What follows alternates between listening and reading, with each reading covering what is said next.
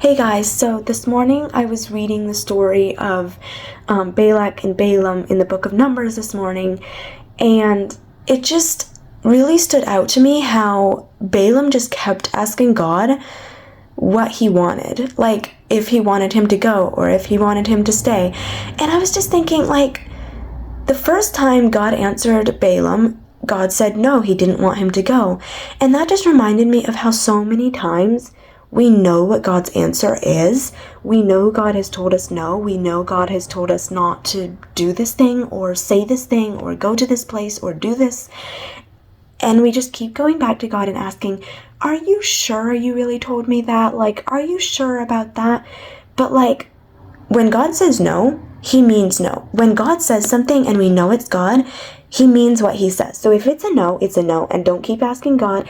Don't keep trying to get him to tell you yes, because eventually God did allow Balaam to go, but he told him, only say what I tell you to say. And he let him go, but that wasn't originally what God wanted. And so if we want to do what God wants us to do, if we want to be blessed by God and be a follower of God, we have to obey the first time whenever God tells us something. If it's yes, we have to just have faith, believe it's yes.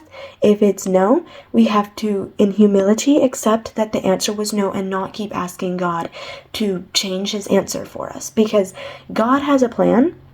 And it's God we follow. God doesn't follow us. We follow God.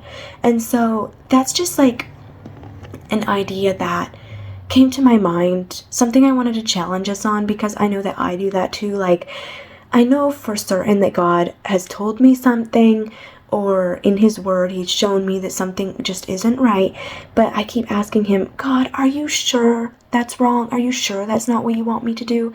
And God's like, yeah, I'm sure. I already said it. So yeah, just a thought that I thought I would share with you guys. When God says no, he means no. When he says yes, he means yes.